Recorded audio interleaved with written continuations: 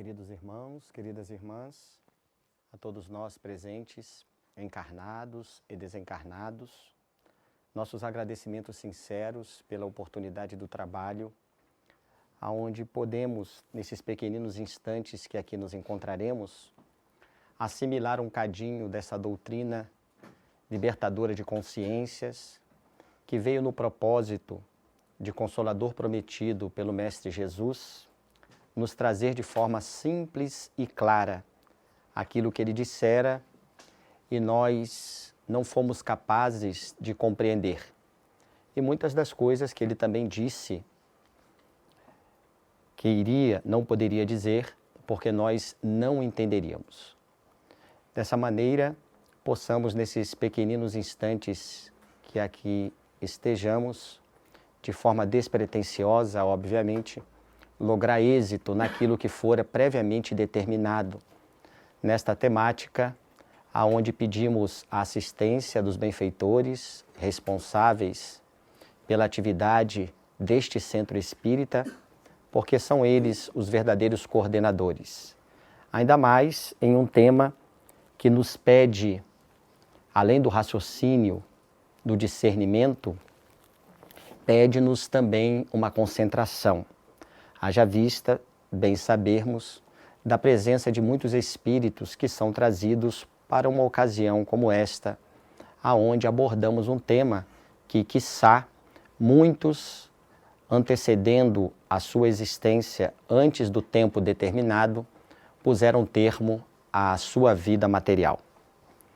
O Centro Espírita Paulo e Estevão está de parabéns, primeiramente, pela temática escolhida, que não é em especial melhor do que qualquer outra, mas pelo próprio nome escolhido, um nome forte, haja vista termos como o apóstolo dos gentios, este espírito que pediu a oportunidade de vir à Terra e, como diz Emmanuel, fora incomum em sua existência. Aqueles que a conhecem sabem que esse espírito já estava pronto para levar o Evangelho do Mestre para fora da Judéia. E assim o fez como ninguém, utilizando-se de uma racionalidade mística, sendo sempre austero e ao mesmo tempo doce em todas as suas atitudes.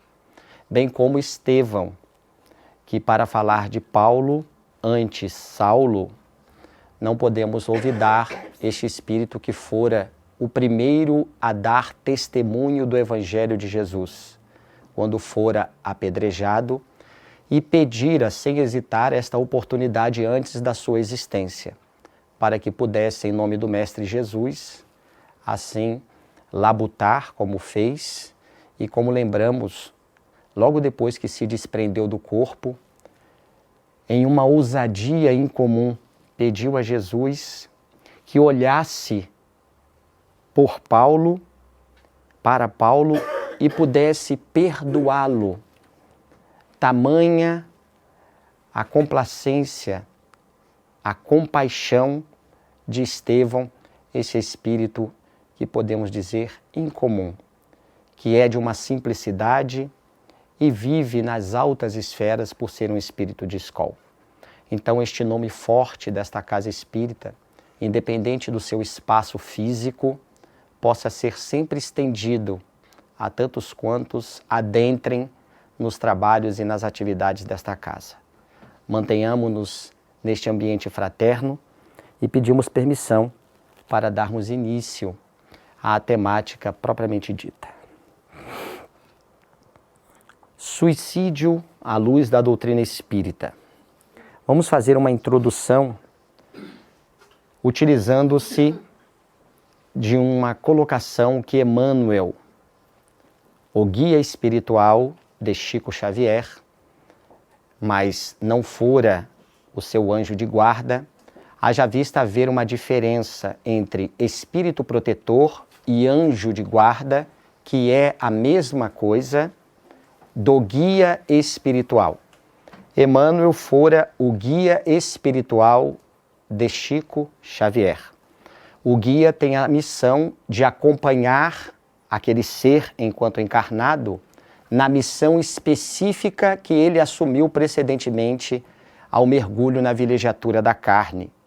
Para aquela existência, o anjo de guarda ou espírito protetor acompanha o espírito em várias existências precedentes, como também a esta última. Emmanuel fora, repetimos, o guia espiritual de Francisco Cândido Xavier. Como o espírito Joana de Ângeli é o guia espiritual do médium Divaldo Pereira Franco, embora não seja o seu anjo de guarda, como nós podemos ver tantos outros exemplos. Emmanuel então traz uma colocação que pedimos licença para mostrar. Com exceção do suicídio, todos os casos de desencarnação são determinados previamente pelas forças espirituais que orientam a atividade do homem sobre a Terra. Todos desencarnam no instante correto. Esse instante que os espíritos nos dizem, nós não podemos taxar uma data específica, um dia, um horário, mas podemos demarcar sim esses instantes que podem acontecer num gradiente de dias, de meses, mas todos impreterivelmente desencarnam no momento correto, salvo os suicidas.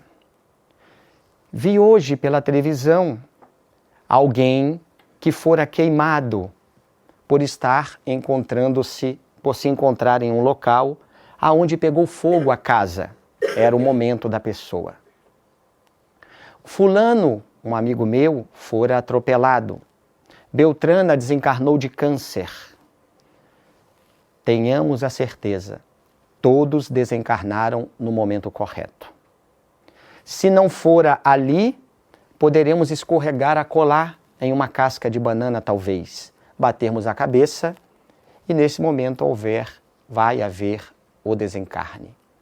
Todos desencarnam no momento certo, salvo os suicidas.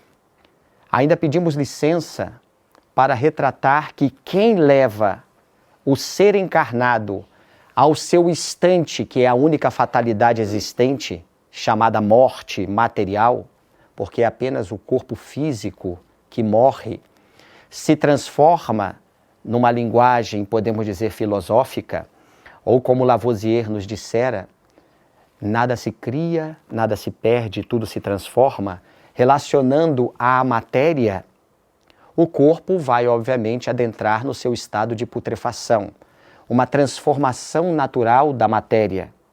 O espírito sobrevive a ela, conforme o irmão precedentemente colocou na prece inicial desta atividade. Mas quem nos conduz ao desencarne sempre, salvo os suicidas, é o nosso anjo de guarda. Aquele dia pelo qual nós devemos deixar a matéria e retornar à nossa verdadeira pátria espiritual, a qual deixamos nossos entes queridos, os verdadeiros, porque a maioria dos nossos familiares que nos acompanharam em existências passadas não se encontram na matéria, embora alguns aqui estejam, seja morando em outro país, embora não o conheçamos naquela existência, não o reencontremos, ou poderemos reencontrá-lo. E vem essa idiosincrasia, e descobrimos a empatia por aquele ser que mora do outro lado do mundo, do continente, mas que temos que voltar para o nosso lar material. Estes espíritos fazem parte da nossa falange espiritual, mas o retorno à nossa pátria, o anjo de guarda nos conduz no momento correto. Se eu tiver que estar caminhando para um local como faço comumente, naquele dia, se for realmente o momento do meu retorno, o meu anjo de guarda me conduzirá por outro local. E eu irei numa obediência inconsciente. Passarei por uma ponte, como exemplo, e naquele instante, a ponte quebrada, poderei cair em um abismo, e nesse momento haverá o meu desencarne. Quem me conduziu à morte da matéria, ao desenlace, ao desencarne, foi o meu anjo de guarda, como sempre é o anjo de guarda de todos nós, quando o anjo da morte nos convida a retornarmos à verdadeira vida, à espiritual.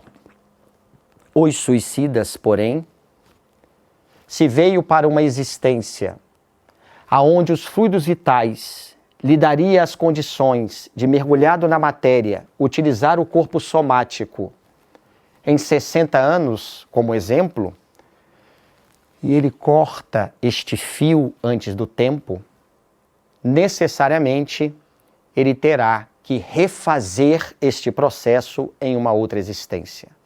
Porque somente a Deus cabe, conforme veremos, o momento de que nós nos afastemos por definitivo daquela persona, psicologicamente falando, deste corpo que fora modelado pelo perispírito no momento do preparo reencarnatório, antes da criatura, do ser, vir à matéria propriamente dita, ponderável, para cumprir a sua existência na carne.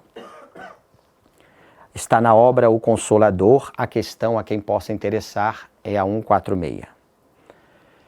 Allan Kardec, em O Livro dos Espíritos, de forma magnífica, traz ele muitas perguntas sobre o suicídio, que pediremos licença para retratá-las aqui, embora acreditemos que todos, talvez a maioria, já tenham pelo menos lido-as, mas que nunca é demais possamos rememorá-las e pedimos licença para fazer os nossos comentários despretensiosos.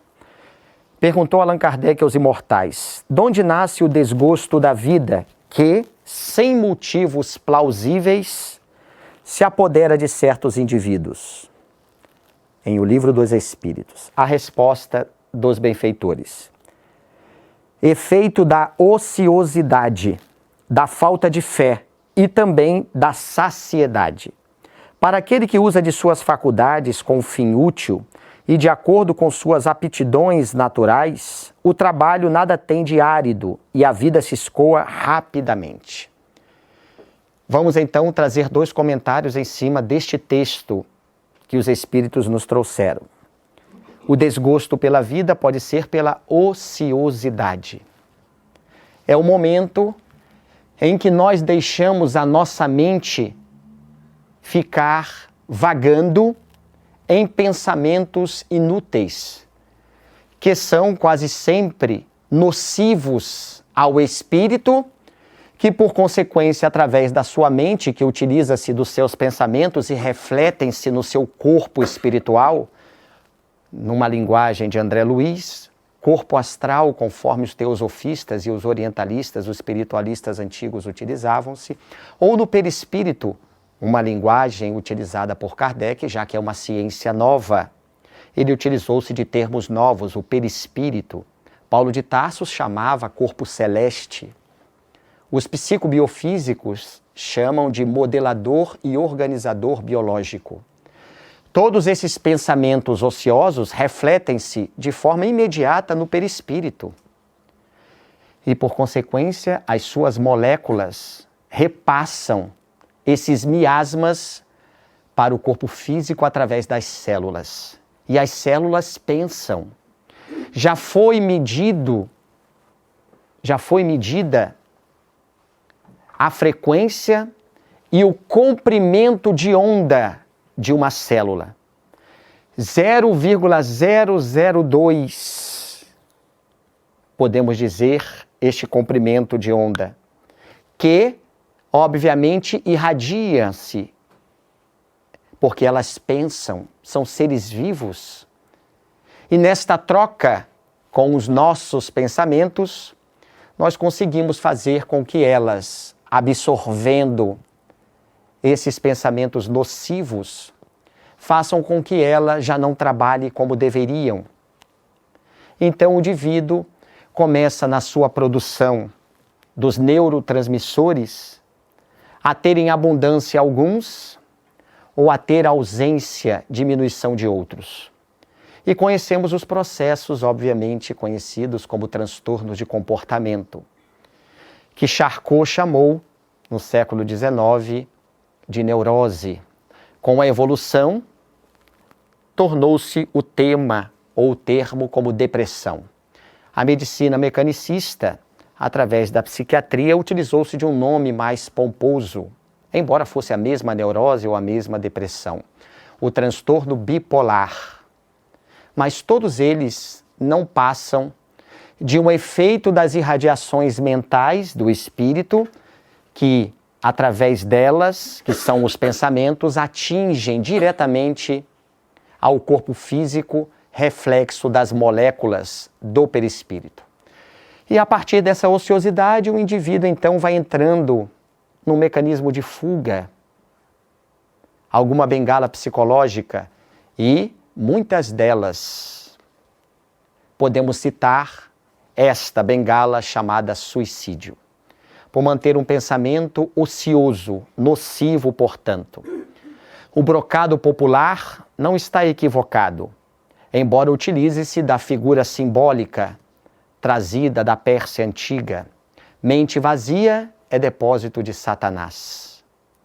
Portanto, uma mente ociosa, absorveremos imediatamente nesses pensamentos nocivos espíritos que estão pensando na mesma faixa vibratória, já que nos encontramos mergulhados na matéria, mas em ondas eletromagnéticas, que são os pensamentos num termo físico. Todos os espíritos também pensam desencarnados. Estamos nós o tempo todo no cruzar dessas ondas eletromagnéticas. E por uma questão de sintonia psíquica, absorvemos a mesma frequência desses espíritos. E, portanto, vão eles nos incitando a esta ociosidade, levando-nos a um transtorno de comportamento, uma neurose, uma depressão.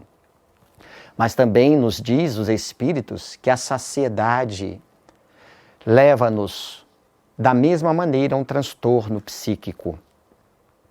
Diz respeito à criatura, em sua maioria, que possui tudo materialmente falando. Portanto, bem aquinhonhado materialmente, tem bens financeiros, tem uma posição social que lhe propõe ter tudo. Quantos artistas que depois que se tornam milionários, adquirem tudo e, então, o vazio existencial pela saciedade de todos os prazeres da matéria, procuram uma bengala outra psicológica, começando pelas drogas de vária ordem. E chegam, sim, ao suicídio, mesmo que não seja intencional, um suicídio indireto através de uma overdose. Ou então, mesmo que não adentrem nas drogas, depois que se saciam de todas as coisas, procuram a bengala psicológica do suicídio. Por quê? O desgosto da vida por não conhecê-la verdadeiramente, como uma oportunidade de crescimento para o espírito, a saciedade também leva ao vazio, à crise existencial. E o indivíduo põe termo à sua existência. Porque também há, nesse instante, a influência dos espíritos. Dizemos sem hesitar. Todo o suicídio, não esqueçamos, em todos, impreterivelmente, existe sempre uma influência espiritual. Nas suas várias gradações, mas no momento do termo propriamente dito, o indivíduo vai cometer o suicídio, enforcando-se, jogando-se de uma ponte, auferindo para si uma bala, um projétil através de uma arma. Naquele instante ele está num estado de torpor. Ele não tem sob si o comando da sua mente, porque os espíritos que os influenciam procuram, da melhor maneira possível, mantê-lo na sua organização mental sob os seus domínios. Mesmo que por instantes o indivíduo vai jogar-se de uma ponte, No momento em que ele se deixa levar, naquele momento ele está irracional. O despertar dele pode acontecer no momento em que ele está caindo e não dá mais tempo de voltar. E ali, obviamente, acontece o nefasto equívoco, a nefasta atitude de pôr termo à sua existência. Mas conseguiram lograr êxito os espíritos que, por uma vingança, acharam aquele que no passado lhes fizeram muito mal e procuram a desdita, tentando levá-los ou levar a criatura que está cometendo esse errôneo ato a suicidar-se. Portanto, todos os desencarnes pelo suicídio, existe sempre uma influência espiritual. Obviamente que para que haja um processo obsessivo, nós temos que compreender primeiro o que é uma obsessão e pedimos licença para fazer aqui uma pequena digressão acerca da temática, para compreendermos esta influência. Não significa que alguém esteja acompanhado de um espírito menos feliz e, porventura, um vidente consiga enxergar esse espírito, que possamos ou devamos dizer ou pensar: fulano está obsediado. Não é por causa disto, porque muitos de nós ajudamos a muitos espíritos pelas nossas ações no bem e os nossos anjos de guarda o trazem para perto de nós, para que o nosso exemplo os edifique. E no momento podemos ser observados por médiuns videntes, este espírito ao nosso lado, conosco. E não significa que eu esteja passando por uma influência espiritual, por um processo obsessivo. Jamais. O processo obsessivo caracteriza-se somente por um fator: o comportamento da criatura. Para eu dizer que alguém está obsediado, o comportamento dela tem que trazer diferenciais daquilo que está na normalidade, no equilíbrio psicológico, para que possamos ter uma noção e dizer: o comportamento de fulano e beltrano é incomum, já há algum tempo.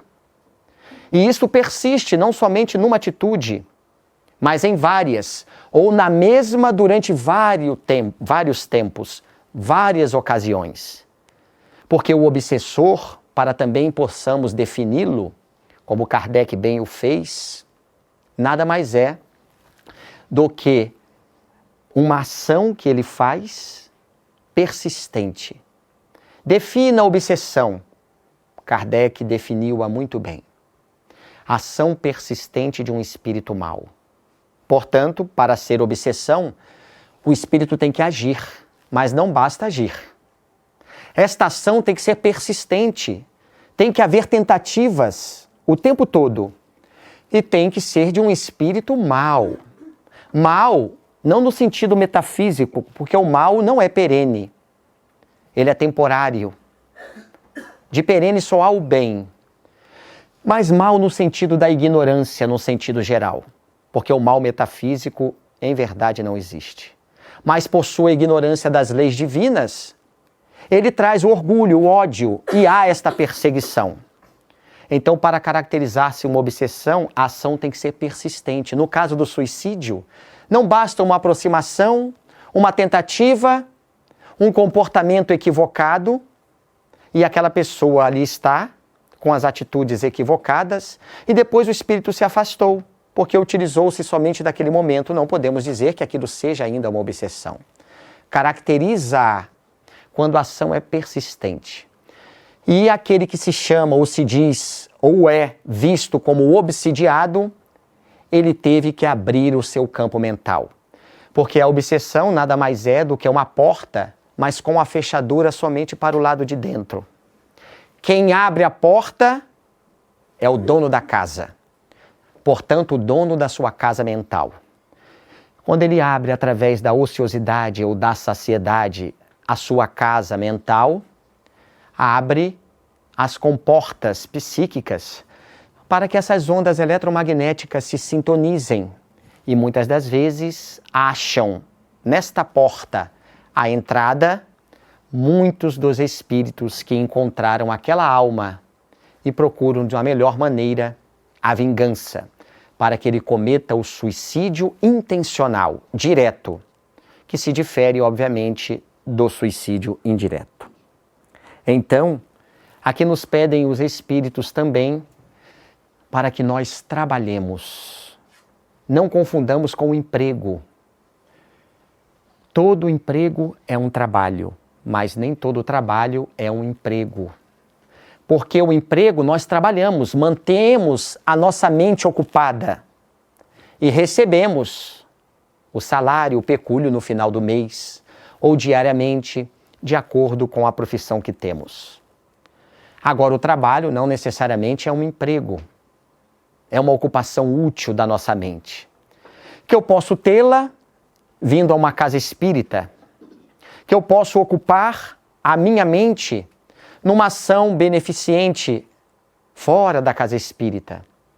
Pode ser nos trabalhos que eu realizo dentro do meu próprio lar, lavando uma louça, cozendo legumes, varrendo a casa, tendo diálogos enobrecedores com os nossos familiares, um café, quem sabe, a colar com um irmão, com um amigo, para que possamos ter um diálogo. As atividades sociais, aquelas salutares, as esportivas, que nos ajudam na manutenção do organismo somático, quando feita em equilíbrio. Isso é um trabalho, uma ocupação da nossa mente. Estamos no mundo. Precisamos, como espíritas, viver nele, mas não pertencer a ele. Portanto, temos que usar aquilo que nos é ofertado, sem abusar, conforme o hedonismo nos traz, no conceito das escolas antigas, principalmente a hedonista, onde interpretaram equivocadamente o pensamento de Aristirpo de Cirene, como também de Epícoro. Mas os prazeres que foram mal interpretados, que nos levam ao gozo das questões materiais. Não, estamos falando dos prazeres que o mundo nos oferta em equilíbrio. Portanto, não apenas usar, não abusar. E também não recusar, como fez a escola cínica, através do pensador grego, que nos trouxe esta ideia de que a felicidade estaria em um indivíduo recusar a todas as questões materiais. Mas usar, saber fazer bom proveito. Vou a um cinema, é um bom programa, mantenho-me. Vou ter um diálogo com os meus filhos, com meus amigos. Portanto, o trabalho que os espíritos aqui nos pedem é uma ocupação útil da nossa mente em questões salutares. Portanto, que envolvam os fatos do mundo, mas que principalmente nos tragam os valores eternos, imperecíveis, que são os valores morais. Tem o homem o direito de dispor da sua vida? A resposta dos espíritos: não. Só a Deus assiste esse direito. O suicídio voluntário importa numa transgressão desta lei. Já dissemos aqui, somente a Deus cabe o momento exato de pôr termo à nossa vida material. E devemos deixar até o último segundo, para que não façamos também, por consequência, uma apologia à eutanásia, aonde muitos, vendo o ser amado sofrendo, aquece num pedido do próprio doente, do corpo físico e também o doente da alma. Porque quem pede a eutanásia desconhece, repetimos o que o irmão disse na prece inicial, as consequências de que a vida continua. Então, a eutanásia jamais deve ser considerada. Mesmo que o indivíduo esteja sofrendo, aquilo serve para ele, as escaras por muito tempo na cama, as dores mesmo com a morfina através de uma neoplasia, de um câncer. Tudo isto faz parte do processo provacional do espírito, que em verdade serve para que ele coloque para fora. E o corpo assemelha-se a um dreno, a um filtro, aonde ele consegue deixar antes do desencarne esses miasmas que o perispírito coloca através do corpo físico, para que o processo de hidrólise, depois do desencarne, ou seja, a limpeza espiritual, perispirítica, portanto, não haja mistério, porque ele já passou por isso nesta prova antes de desencarnar. Então, nesses instantes, mesmo o suspiro final cabe somente às leis divinas, a Deus através do seu pensamento e da sua vontade, que conhecemos através das leis que regem todos os universos. Kardec não se aguentou e foi logo a questiúncula que colocou como a letra A da pergunta 944. Não é sempre voluntário o suicídio? O louco que se mata não sabe o que faz. Quando aqui diz ele, perguntando, não é sempre voluntário o suicídio? Os espíritos respondem de forma magnânima, porque diz ele, o louco que se mata não sabe o que faz. Já dissemos, no suicídio direto, ele está numa perturbação mental, portanto, sem condições de tomar conta do seu sistema nervoso central. É o suicídio direto. E o suicídio indireto, onde não há a intenção, aí existe a diferença entre o direto e o indireto. O suicídio direto há a intenção de pôr termo à sua existência, e o indireto não há a intenção, mas ele está louco do mesmo jeito. Porque quando se droga, e cada vez pela tolerância de obter maior quantidade de droga ou de drogas para atender ao seu prazer, ele chega naquele instante à overdose. Ele está louco, está translocado, mesmo que não tenha a intenção de pôr termo à sua existência. Mas o próprio ato desta fuga psicológica na bengala das drogas já mostra que há um desajuste psicológico no indivíduo, um vazio existencial e que ele precisa preenchê-lo de forma nefasta. E vai para a droga, é um exemplo. Não tem a intenção de tirar a sua existência. Mas quanto mais vai se utilizando das drogas, a dependência torna-se não somente química, mas psíquica. E vem o princípio da tolerância, que ele precisa de mais para ter o mesmo efeito da primeira experimentação. É louco do mesmo jeito, conforme dizem os espíritos. Se mata indiretamente, sem a intenção, mas não sabe o que está fazendo consigo mesmo, mesmo no suicídio indireto. O que se deve pensar do suicídio que tem como causa o desgosto da vida? Já trabalhamos isto aqui na nossa digressão anteriormente. Insensatos. Por que não trabalhavam? Os espíritos são coerentes nas suas respostas.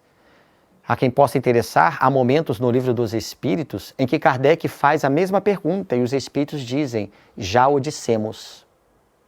E vamos ver 3 perguntas antes que ele já fez. Eles são objetivos. Mas Kardec, na sua pedagogia magnífica, incomum, discípulo de Pestalozzi, o pai da pedagogia no século XIX, ele trazia detalhes e as suas perguntas, muitas das vezes, eram mais importantes do que a resposta. E ele faz o que se pensar do suicídio que tem como causa o desgosto da vida, semelhante a 3 perguntas que vemos anteriormente. Só que aqui ele é mais objetivo. Insensatos, por que não trabalhavam? A existência não lhes teria sido tão pesada.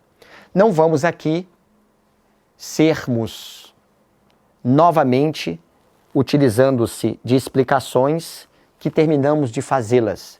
Então pedimos permissão para fazer ou ir adiante para fazer o comentário da pergunta seguinte, se assim houver mister. Porque já falamos sobre a necessidade do trabalho no campo mental, conforme nos propõem os espíritos, nesta questão.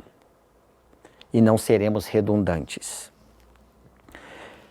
946. E do suicídio cujo fim é fugir, aquele que o comete às misérias e às decepções deste mundo.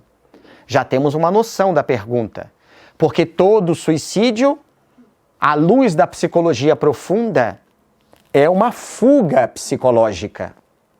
Estou fugindo das minhas responsabilidades, sejam elas quais forem, porque foram elas assumidas por mim mesmo, antes de reencarnar, de adentrar no corpo, e muitas delas assumidas enquanto encarnados. E do suicídio pergunta ele aos espíritos. Pobres espíritos que não têm a coragem de suportar as misérias da existência. Deus ajuda aos que sofrem e não aos que carecem de energia e de coragem. Continua a resposta. Felizes os que a suportam sem se queixar, porque serão recompensados. Ai, porém, daqueles que esperam a salvação do que, na sua impiedade, chamam acaso ou fortuna. O acaso ou a fortuna, para me servir da linguagem deles, podem, com efeito, favorecê-los por um momento, mas para lhes fazer sentir mais tarde cruelmente a vacuidade dessas palavras. Então, no texto anterior, que Kardec traz a pergunta e os espíritos respondem, ele traz esta coragem, os espíritos que a maioria de nós ainda não a temos, mas que os suicidas na fuga psicológica realmente não a têm. É esta coragem da fé que Kardec aborda no capítulo 24 de O Evangelho segundo o Espiritismo, mais precisamente lá no item 15. Esta coragem que é um processo endógeno, é de dentro para fora, aonde o indivíduo precisa encarar frente a frente a verdade. E quando vai encarando-a, torna-se destemido. Aceita todas as tribulações, todos os desafios que a existência coloca e desde então torna-se ele otimista. Há uma diferença fulgurante entre o otimista e o pessimista. O otimista vê a oportunidade na dificuldade. O pessimista vê a dificuldade na oportunidade do aprendizado. Portanto, esses que fogem, que lhes falta a coragem, são eles pessimistas, porque veem a dificuldade na oportunidade de crescer. E esta coragem leva a esses espíritos a não se queixar. Sabemos, a quem possa interessar, que fora de Lausanne, os espíritas de outras cidades se queixam, sabia disso? Reclamam das tribulações que lhes são apresentadas. E olha que ainda tem um conhecimento da vida após a morte, a sobrevivência do espírito. Mas ainda não tem a certeza, a convicção da imortalidade. Há uma diferença. A imortalidade fascina porque ela é psicológica. É a certeza íntima de que o todo, Deus, nós podemos estar nele. Porque Deus encontra-se em cada um de nós. Podemos então encontrar a imortalidade dentro de nós, sem ainda termos desencarnados. Porque fizemos o processo dessa transformação. Mas a maioria das vezes nós fugimos. E, portanto, fugindo da verdade, nós nos queixamos. E esse queixar-se nos traz pensamentos nocivos. Porque, obviamente, nós vamos desregulando o nosso corpo somático, porque o sistema nervoso central, perdoe-nos o termo, se destrambelha, se desajusta. A produção de serotonina é prejudicial. A noradrenalina não é produzida como deveria. A acetilcolina da mesma maneira. E o indivíduo, então, nesse desajuste psicológico, afetando o seu sistema nervoso central, mexe com todo o sistema simpático e parasimpático do sistema autônomo. As glândulas suprarrenais, no momento de irritação, pelo nosso queixar, libera a adrenalina na corrente sanguínea. Vem o cortisol, o hormônio do estresse, e o indivíduo se desajusta, tanto psicologicamente e, por consequência, fisicamente. O dizer chinês não está equivocado. Mente sã, corpo são. Portanto, nós espíritas, principalmente, não devemos, não poder. Como dizia Paulo, tudo nos é lícito, tudo se pode, mas nem tudo nos convém. A nós espíritas deve ser, nós não devemos nos queixar. Já que temos esse conhecimento, mas que ele possa ser colocado em nossos corações e vividos. Kardec questionou aos benfeitores.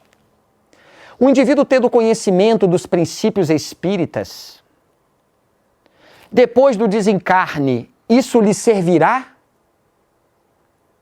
como um atenuante de suas ações equivocadas? Sim.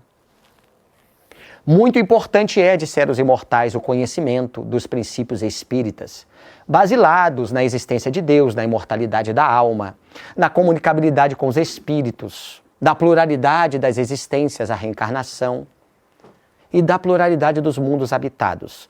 Não são apanágios, propriedades da doutrina espírita, mas são os 5 alicerces para que Kardec pudesse fundamentá-la na metodologia cartesiana, porque basilou-se em René Descartes no século XVI, quando trouxe que o raciocínio deveria nos levar a uma logicidade para que, por consequência, cheguemos à intuição. Então é importante o conhecimento, mas dizem os espíritos, a questão moral da criatura sobressai. Podemos nós espíritas ter todo este conhecimento, intelectivamente falando, mas tenho a posse pelo marido, o ciúme da esposa, a posse pelos filhos, desencarnei, ia aos centros espíritas, ou ao centro espírita que frequentava, participava dos grupos de estudo, ia às palestras. No momento do desencarne, vem o torpor, mais ou menos longo, que todos nós passamos por esse período de perturbação espiritual, conforme nos ensinam os espíritos. De minutos, como foi o de Paulo, de Tarso. Horas de outros, dias, meses, anos de alguns. Mas vem o despertar. E se eu tive conhecimento disto, me ajudou para esse despertar, para que pudesse ser feito ele antes, para que o Espírito possa dizer de forma direta, você já desencarnou. Como muitos aqui se encontram, os Espíritos já estão olhando para eles e dizendo, você já desencarnou. E estão tendo essa concepção agora. Suicidas aqui presentes. Aqueles que ainda não sabem que não cometeram suicídio, que já se encontram fora da matéria. E tendo conhecimento do Espiritismo, mesmo assim, se a posse pelo marido, o ciúme ou a posse pela esposa, pelos filhos, que isso é um apego à matéria, que não está somente nos bens que conhecemos, os carros, as joias, as casas, mas o maior de todos, que são essas sensações, essas paixões, essas emoções perturbadoras, no momento em que eu percebi, sim, desencarnei, percebo que não é o mesmo corpo, está mais diáfano, mas as emoções não foram trabalhadas. E por consequência, o primeiro pensamento vem, meu marido, já estou dentro do lar. Cadê ele? Minha esposa, já estou dentro de lá. Meu filho, ali me encontro. E permaneço durante o tempo que a vez mister, porque há um limite. Porque perturbamos os nossos lares, porque não trabalhamos o que devemos trabalhar antes de desencarnarmos. Então não é para os suicidas, que obviamente dificulta tomar uma atitude dessa se tiver um conhecimento da realidade após a morte. Mas para todos nós, conforme dizem os espíritos, nós não podemos nos queixar. Temos que agradecer a oportunidade reencarnatória como uma bênção. Mas viver essa doutrina é o principal. Os valores morais devem ser praticados.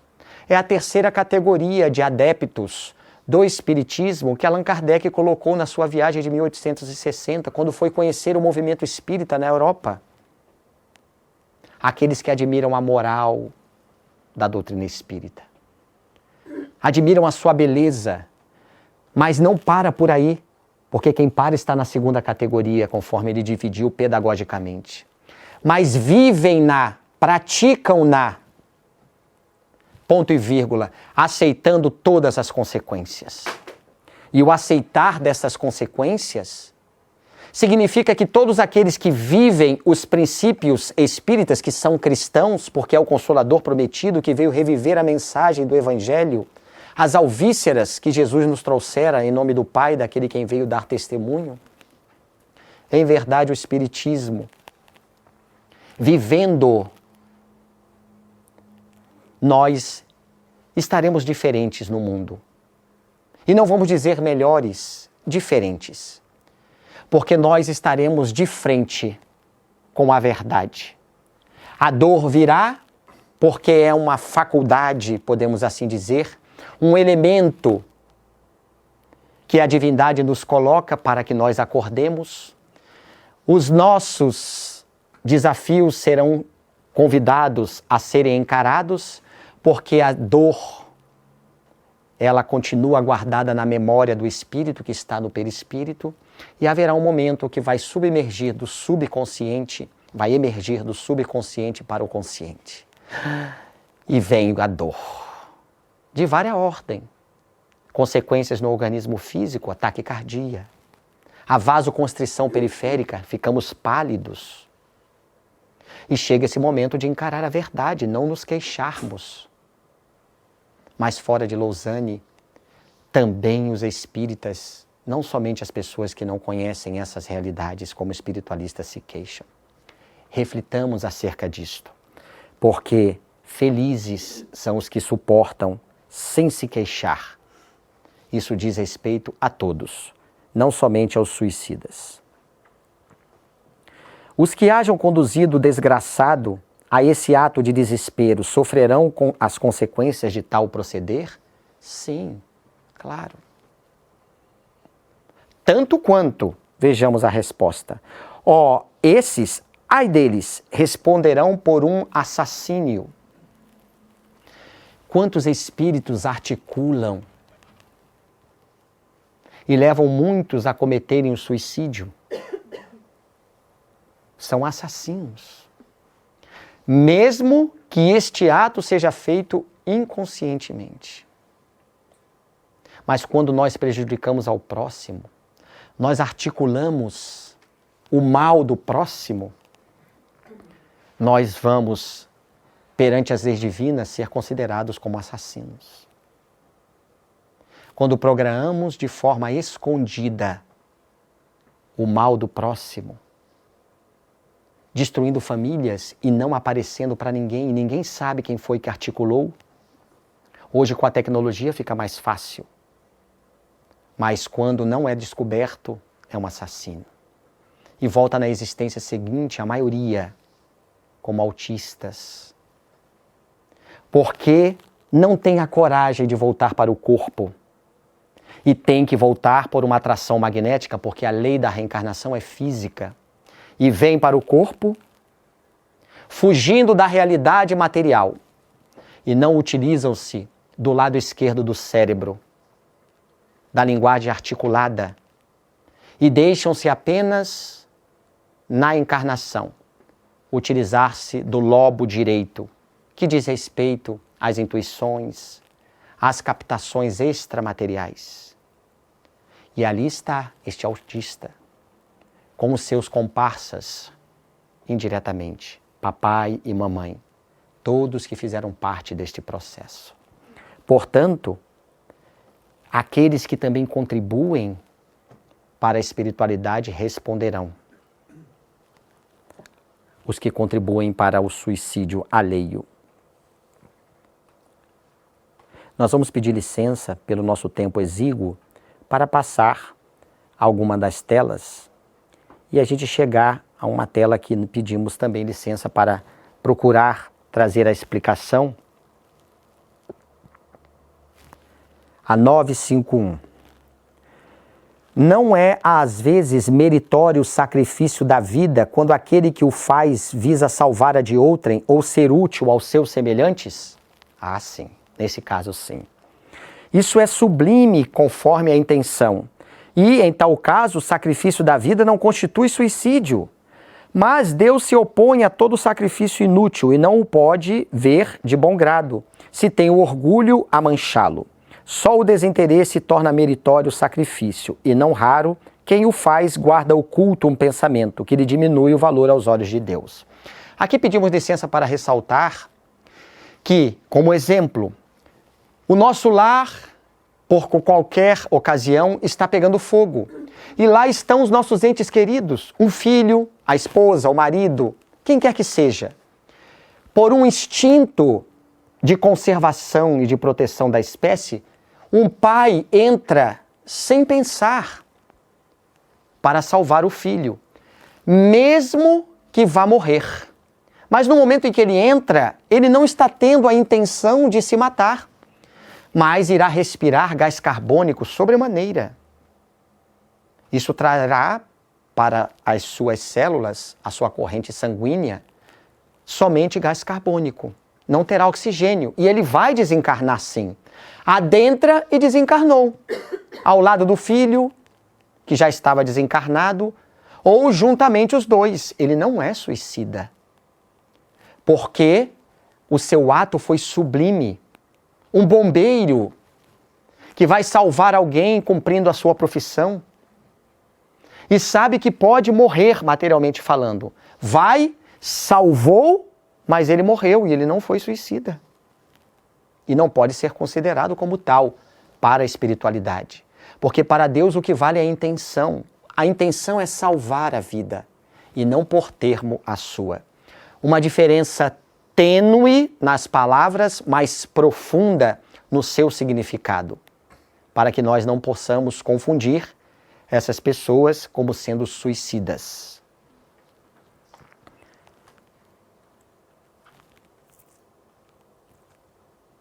Aqui fala-nos da eutanásia, que nós já trabalhamos. A gente vai encerrando, porque nessas consequências dos suicídios, Kardec também aborda alguma questão. Pelo nosso tempo, nós vamos abordar esta, no máximo outra, e vamos deixar uma mensagem no final para a nossa reflexão doravante. Quais, em geral, com relação ao estado do espírito, as consequências do suicídio? Muito diversas são as consequências do suicídio. Não existe penas determinadas e, em todos os casos, corresponde sempre às causas que o produziram. Há, porém, uma consequência que o suicida não pode escapar: o desapontamento. Toda criatura que põe termo à sua vida antes do tempo, um suicida, portanto, no momento em que ele desperta para esta nova realidade, a verdadeira, o desapontamento é o primeiro indício de que a sua atitude foi errônea. Porque ele percebe que não valeu a pena fugir das suas responsabilidades por uma dívida que ele tinha, financeiramente falando. Porque não tinha coragem de encarar os seus familiares por uma atitude equivocada. Qualquer que seja a razão, ele vai se desapontar e dizer: não valeu a pena. E isto depois de passar por todo o processo de hidrólise, de limpeza, perdão o termo, histólise, aqui nos falam. Provavelmente citamos esse termo há pouco de forma equivocada e pedimos perdão. A histólise, esta limpeza no corpo espiritual, para que ele possa pelo menos perceber, não valeu a pena. E aí vem por consequência o arrependimento. Cada caso, como diz, é um caso. Existem as atenuantes e existem as agravantes. Há um amigo nosso, que preferimos não citar o nome por uma questão de ética, que ele pôs termo à sua vida porque descobriu de que tinha diagnosticado consigo a esclerose múltipla. Ele sabia que com o tempo ele ia ficar nas dependências dos remédios que a patologia oferece para atenuar essa doença degenerativa. Mas ele era um espírito, melhor falando, que tinha consigo atitudes benignas. Nós o conhecemos, ele era policial. Certa feita desapareceu a filha de um dos colegas, porque tinha a esquizofrenia, e ninguém achou, embora todos tivessem movimentado recursos para tanto. Pararam as buscas, ele continuou. E foi achá-la em outro estado.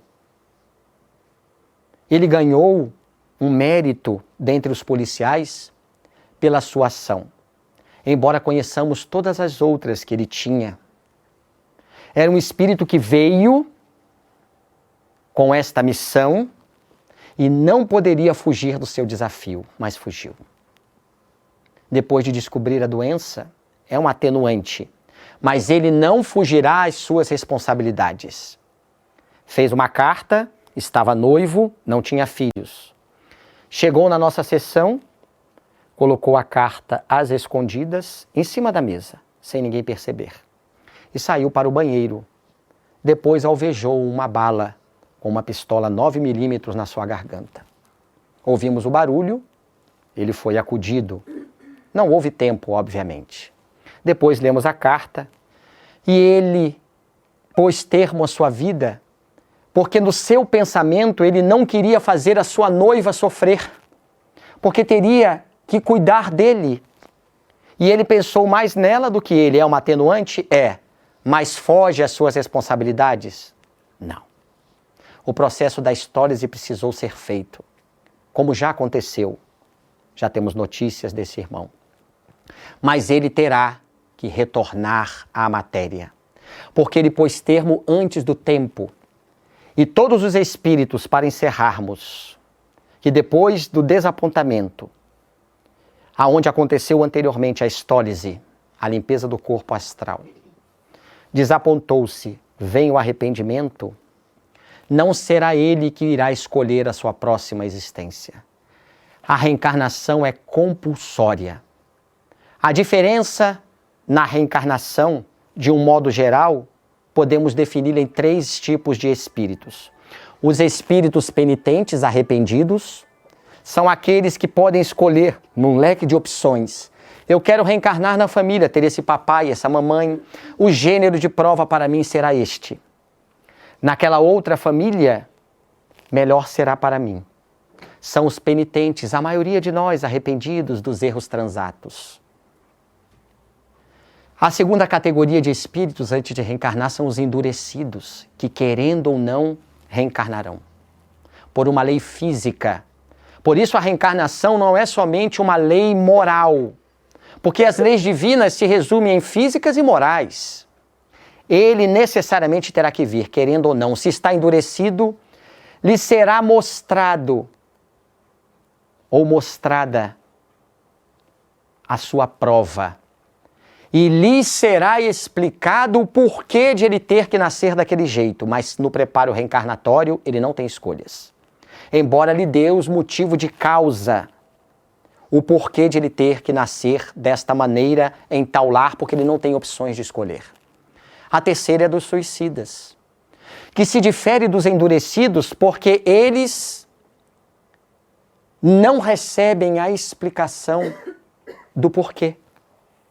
Eles são colocados e planejados pelos espíritos responsáveis em sua reencarnação no corpo, aonde na escolha, no ato sexual do pai com a mãe, que o espermatozoide, o gameta masculino, unindo-se ao óvulo, o gameta feminino, há a fecundação 2 horas depois. Os genes escolhidos são os espíritos que trabalham para essa reencarnação compulsória. Aonde a debilidade no organismo físico assemelhar-se-á a uma esponja. Quando colocamos o sabonete líquido embaixo da água e nós esprememos e sai a água com o sabonete. A esponja é o corpo físico. O líquido são esses fluidos vitais que ele cortou, se tinha numa existência de 30 anos, cortou aos 15, virá mais 15 anos. Se tinha de 60, cortou aos 30, ele passará compulsoriamente por esse processo. E nós vamos ver as consequências numa mensagem trazida, numa entrevista que Chico Xavier fez, e a gente encerra com ela, porque ele vai nos mostrar essas atitudes de alguns e as consequências desses espíritos quando retornam numa reencarnação compulsória por conseguinte. Pedimos permissão, então, para colocar.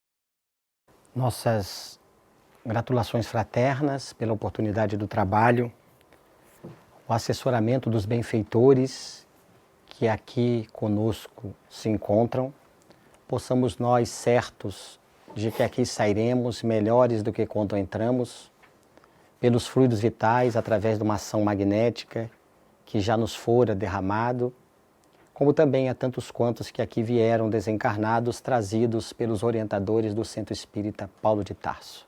Fiquemos em paz.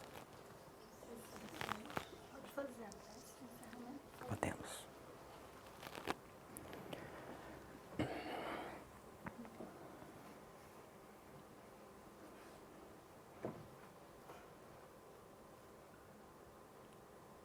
Mestre Jesus, Tu que és a representação da bondade divina baixada neste planeta, Tu que és o orientador maior, Tu que és o mestre de todos os mestres, o sábio de todos os sábios. Lembramos de Ti em sua humildade incomum, quando o jovem se aproximou e lhe disse: como Tu és bom. E Tu dissestes: bom é meu Pai que estás nos céus. Possamos nós, da mesma maneira que Tu, quando se aproximarem de nós e disserem: como Tu és bom, digamos: bom é meu Pai que estás nos céus. Meu mestre é Jesus. Sou um aprendiz, sincero, embora imperfeito, trazendo comigo as mazelas de um passado talvez distante, mas que graças às alvíceras que Ele deixou, consigo hoje viver, clarear a minha mente no propósito que todos nós estamos destinados: o bem, fim fadado a todas as criaturas, mais cedo ou mais tarde. Benfeitores responsáveis pelo Centro Espírita Paulo e Estevão, mil graças pelo acolhimento, pela ação magnética aqui prestada, para que possamos ter cada vez mais a certeza de que esta doutrina esplêndida veio nos propor a sermos hoje melhores do que ontem e amanhã melhores do que hoje. Paz a todos.